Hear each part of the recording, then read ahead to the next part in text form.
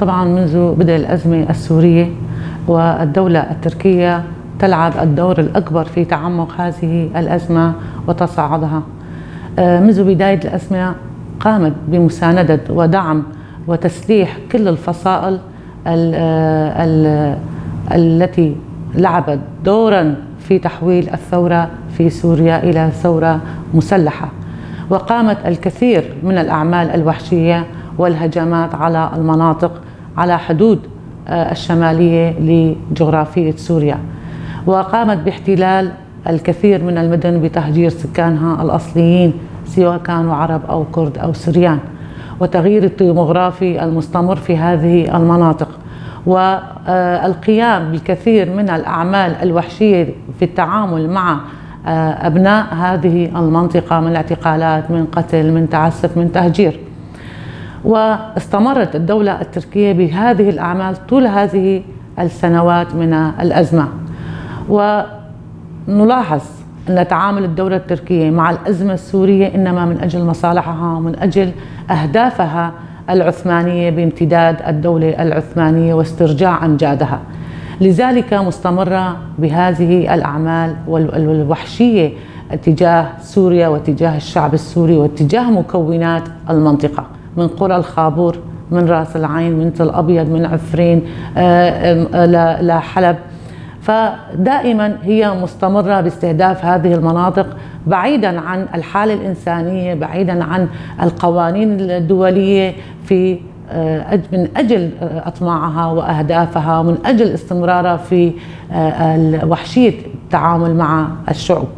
الشهر هذا مرت المنطقة على حدود الشمالية لسوريا بزلزال، وهذا كان ثورة من الطبيعة، لكن خلال أيضا هذا الزلزال الذي راح فيه الآلاف من المدنيين سواء كان من الطرف التركي أو من طرف سوريا، لم تتعامل الدولة التركية مع هذا المصاب بتعامل إنساني، حولت هذا المصاب إلى حالة سياسية، ومنعت المعونات ومنعت المساعدات والحالات الإنقاذية للمناطق والمدن وخاصة من الطرف السوري، وسيست هذا الموضوع لما يخدم مصالحها.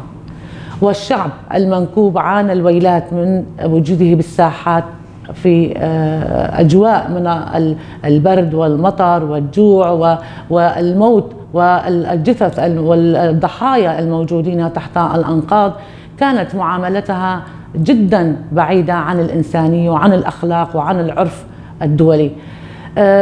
ورغم ذلك لم تتوقف عن هجماتها واستهدافاتها داخل المناطق السورية وخاصة في شمال وشرق سوريا، ما زالت مستمرة بطائراتها المسيرة باستهداف المدنيين واستهداف المواقع الاستراتيجية واستهداف المراكز الخدمية، وأيضا استهداف القرى خاصة قرى الخابور ذات الأغلبية السريانية الآشورية من أجل استكمال خططها التهجيرية وخططها الاستعمارية. الحدث الذي أدهشنا والذي لم يكن له أي مبرر هو ما قاموا به بعض المجهولين، وأكيد معروفين الأطراف اللي قامت بدعم هالمجهولين باستهداف النصب التذكاري لمجازر سيفو. هذا النصب الذي له رمزية خاصة عند السريان وعند الأرمن للمجازر التي قام بها الأتراك والعثمانيين بحق شعبنا السرياني الآشوري الكلداني وبحق الأرمن، من أفظع المجازر التي قامت على الشعوب بإبادة جماعية لشعوب كاملة. طبعا هذا التخريب كان هدفه خلق نوع من البلبلة والتفكك بين أبناء شعبنا، بين المكونات، بين الأديان، باعتبار مناطقنا هي مناطق مزدهرة ومتنوعة بالمكونات السرياني الآشوري الكلداني بالأديان المسيحية والإسلامية واليزيدية وغيرها. فهي حاولت من خلال هذا التخريب أن ترسل رسالة بأن هناك تفكك بين هذه الفسيفساء الموجودة في المنطقة، ولكن ما قامت به إنما كان رد فعله عكسي تماما. كانت هناك استنكار وازدراء تجاه هذا العمل، وجعلنا أكثر متوحدين وأكثر متمسكين بقضيتنا وبعملنا وبنضالنا. ونحن نعرف ونحن على علم بأن من قام بهذا الفعل ومن وراءه بالتحديد. طبعا هذا النصب بالنسبة لنا كسريان يرمز إلى جرح عميق موجود أحدثته الدولة العثمانية في شعبنا بأجدادنا، ونحن أبناء الذين نجوا من هذه المجازر التي قامت بها الدولة العثمانية. لكن الصدى والآراء والبيانات والتصريحات التي قام بها الشخصيات في الإدارة الذاتية أو جميع رجال الدين أو أبناء الشعب كانت تدل على التلاحم الموجود بين شعوب المنطقة، تدل على مدى الحرص على أن نكون دائما يد واحدة متعاونين متعاضدين، وتدل أيضا على مدى قوتنا التي كسبناها من خلال ثورتنا في شمال وشرق سوريا من خلال الإدارة الذاتية التي هي إدارة شعوب حريصة على أن تصل إلى أهدافها من أجل أن تصل إلى حقوقها، وأن تكون هي التي تقود هذه المنطقة، وهي التي تكون فاعلة من أجل خدمة الشعب. نحن نستنكر ما تقوم به الدولة التركية من أعمال، ونطالب باسم الشعب السرياني وباسم المرأة وباسم كل مكونات مناطق شمال وشرق سوريا بأن تقف كل المنظمات العالمية وأيضا الدول يد واحدة تجاه الدولة التركية وأعمالها وما تقوم به من أفعال أقل ما يقال عنها إنها أفعال لا إنسانية وصلت لدرجة الإبادة واحتقار الآخرين وقتل الآخرين ومن أجل أهدافها من أجل خططها.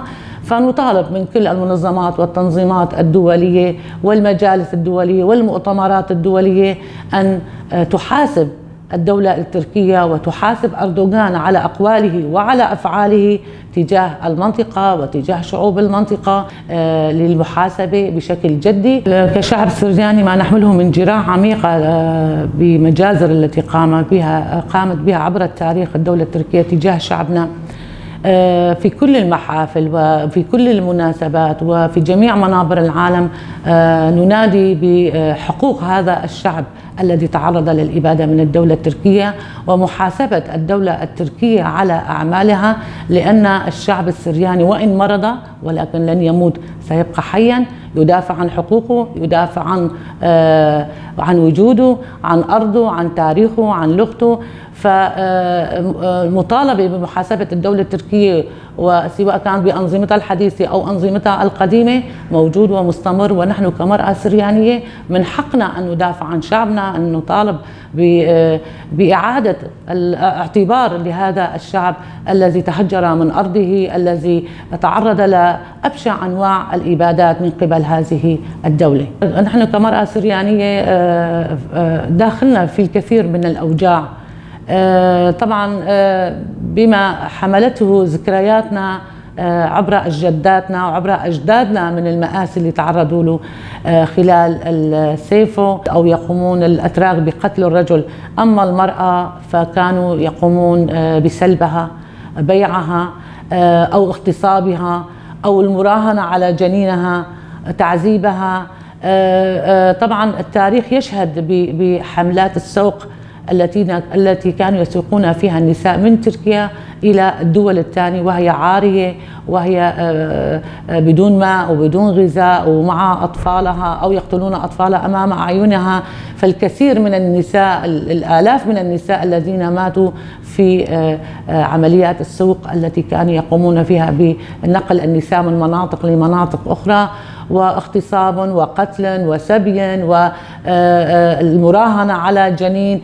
فالمرأة أحيانا كانت تغتصب أمام زوجها، أمام أبنائها، من أجل إجبارها على تغيير دينها أو من أجل إذلال زوجها.